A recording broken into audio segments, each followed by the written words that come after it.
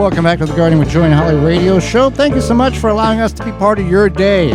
Moments away, fall cleanup. Do we touch it? Do we leave it be? We'll go over that, but first, a word from our good friends, our bee friends at Honey Bee Healthy. Since 2000, Honey Bee Healthy Inc. has helped beekeepers maintain healthy and thriving hives. Attracting pollinators to your garden this year is simple as hanging a hummingbird feeder with a mixture of sugar water and Honey Bee Healthy Original. Don't be alarmed to see birds, bees, and butterflies dining together at the feeder. Pollinators coexist peacefully. Honey Bee Healthy Inc. is offering a 10% discount on an 8-ounce bottle of Honey Bee Healthy Original to the show's listeners. Enter discount code BEEGARDEN. That's BEE Garden at checkout. For more information, mixing instructions, and more, go to honeybeehealthy.com. So we are going to be getting into the very quick and short period, which is called fall in most or in a lot of the portions of the United States. And we see this in the spring. It goes from winter. We get like 23 hours of spring, and then it's hot and it's summer. Fall is kind of hit and miss, the same thing. Oh, it's a beautiful 60-degree day. Oh, it's beautiful. Oh, it's snow tomorrow. So, clean up. Do we want to clean up? Do we want to leave it be? What do we want to do? What's the best thing? Some people simply, there's no discrimination towards you as a homeowner, as a renter, as a property owner. You do what you feel is best on your property. Now, there are people in the industry who say this is what you got to do. If it's not done this, you're wrong. You're a terrible person. We are just going to share with you some tips that you may choose to take and use that will help benefit your property in the fall, winter, and spring and into next year. So, remove spent plants and debris. Yeah, so anything that might have been diseased, you do want to put that in the trash. You don't want to compost that. But if it's not diseased, if it wasn't diseased or has any sort of problem, you can compost any other dead plants, or you can put them out to be compost. Most things you want to trim off to the ground, or you can just pull out. So if you have like a super thick, plant that you're like, I don't feel like pulling that out, you can just trim it to the ground. But anything else, you can go ahead and pull it out. So when we say put it in the trash, physically, we mean put it in the trash. If you are in the country or in a very rural area, you can take it and throw it over the hill or, in the, wherever you want to put it, in back burn pile. If you're in a more urban setting, we don't want to put it in the street for the city to pick up. We don't want to put our own compost for you to use. Much like we talked about in the first segment, certain spores of certain diseases, if kept warm enough over the winter months, stay alive and will be reintroduced into your garden at a much earlier rate than what they currently or normally may be through airborne distribution. By putting them in the trash, they're gone.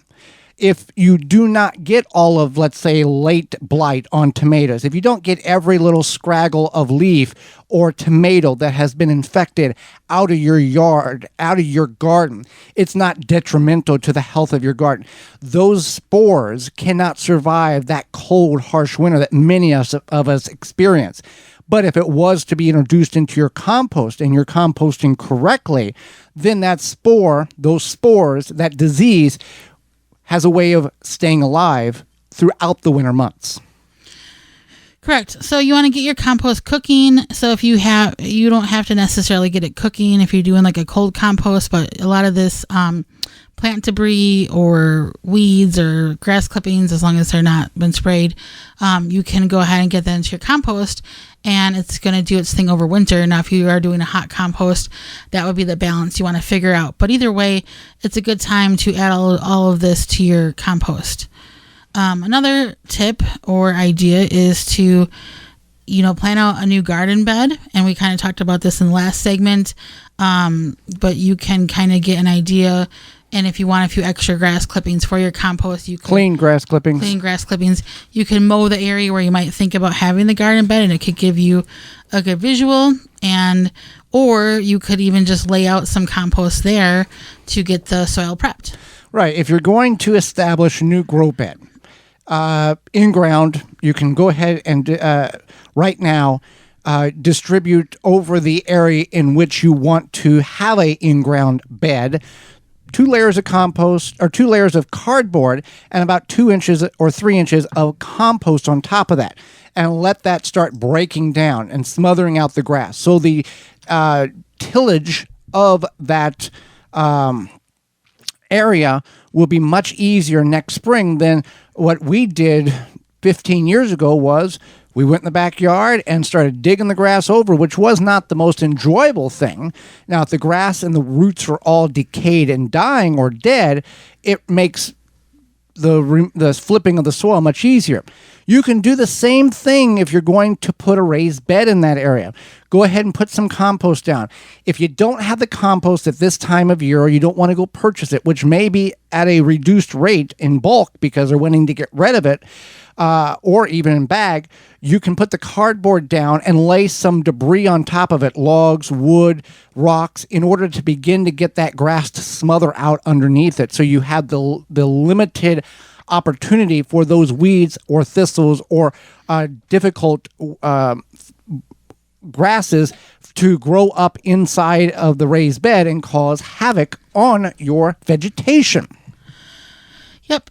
So then I just want to make sure we do touch on this real quickly. I know we talk about growing garlic, but don't forget it's fall. Yep. And you want to plant your garlic. So don't, just a little reminder there. And then, so you want to use, so next idea is to use your fall leaves. A lot of people don't think about using their fall leaves. I know we've talked about it a lot. We talk about it all the time, but just a reminder, you want to use your fall leaves. You can put them over your garden bed. You could even rake them up and use them, save them for mulch in the spring.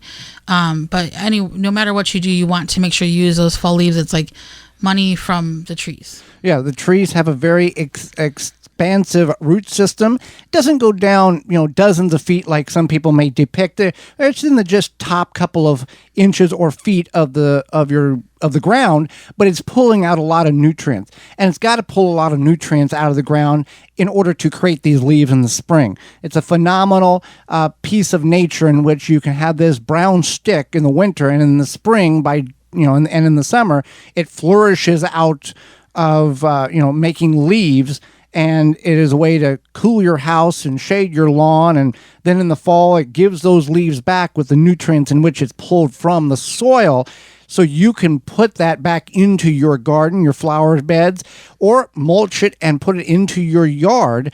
If you don't have a garden, mulching leaves for soil nutrients in the grassy areas is completely acceptable as well.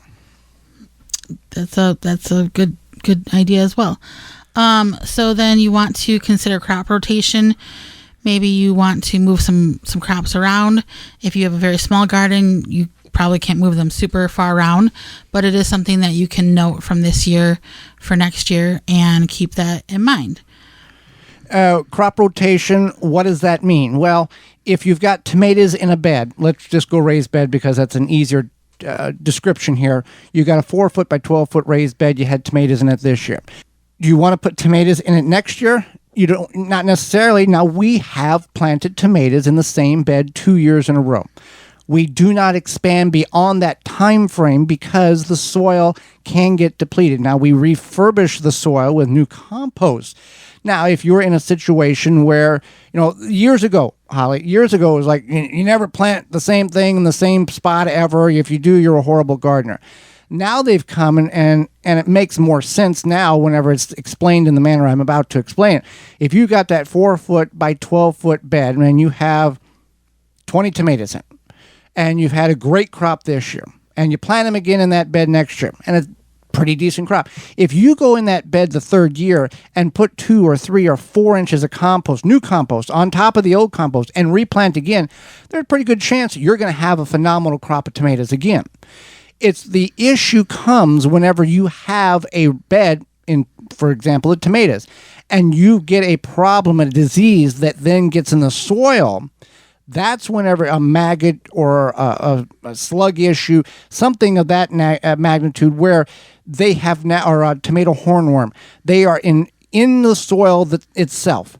Then that's whenever the time is, hey, I've planted tomatoes in this spot multiple years and refurbished the soil with more compost, and all of a sudden I got hit with everything. I need to move these tomatoes to the farthest away bed that I have or grow space that I have, and let that bed plant something else in it for 2 or 3 years in order for everything to kind of reset itself.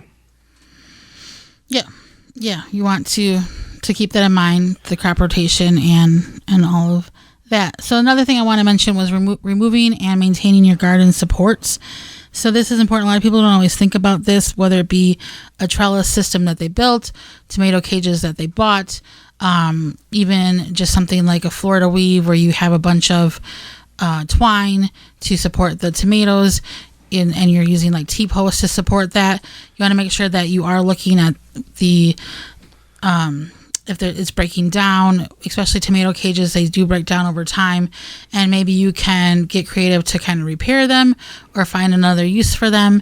But you do want to make sure that you are removing them from the garden, and if it makes sense, if you have something huge that you're just going to leave in there, that's fine too. But if it makes sense to remove them from the garden for winter, you want to remove them and then just kind of check them over to make sure that they are they're going to work for you the next season. Now, if you've got plants that are not diseased, let's say you've got some pepper plants or corn or sunflowers that have at the time of end of season has been, you've harvested the corn, the peppers are frost, and they're dead. Sunflowers, the birds have picked them clean. You don't have to wipe the garden completely clean and go, well, it's now bare soil, we're good to go next year.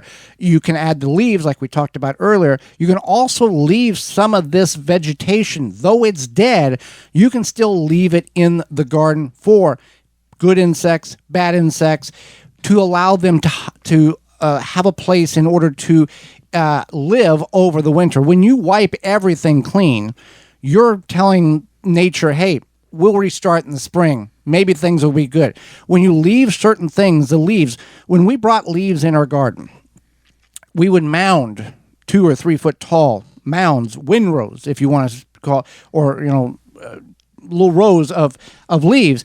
And by June, they would all be broke down. But what my point is, we put them in, let's say October, November, we put these leaves in. We would go we would go late November, early December. If there wasn't any snow on the ground and it was just cold, we could go to those leaf piles, pull them up, and we would see the mycelium, and we would see the fungi, and we would see worms and bugs and creepy crawly things all amongst underneath the leaves next to the soil level. They were hibernating and using that as a habitat in order to survive over the winter, and it gave some place for them to go. You're going to have good bugs. You're going to have bad bugs. That's called an ecosystem. You can't have all good bugs, and if you have all bad bugs, you've got a problem as well because you're using something to kill everything, and the bad bugs are stronger than the good bugs. So bring those leaves in, leave some of that standing vegetation that's not been problemed by disease, and allow the insects to hibernate and habitate into your garden so you can have a better start next year. Well, summer's in full swing. It's hot in a lot of places, Holly, and the Japanese beetles are wreaking havoc on many of our gardens. If you're looking to successfully control beetles without damaging the environment, look no further than Beetle Gone from Phylum Bioproducts. Derived from a naturally occurring soil bacteria, Beetle Gone is the only organic solution that successfully controls beetle invaders. Just mix the powder with water and spray on your plants. Once ingested, the targeted pests will stop feeding and die. And since it's an organic BT product, you know it's a great choice to use on your fruits and veggies in addition to your ornamental flowers and trees. The best part about Beetle Gone, it works, and it does not affect beneficial insects such as bugs, such as ladybugs, butterflies, and bees. And it has no water toxicity. You can find it at beetlegone.com. That's beetlegone.com.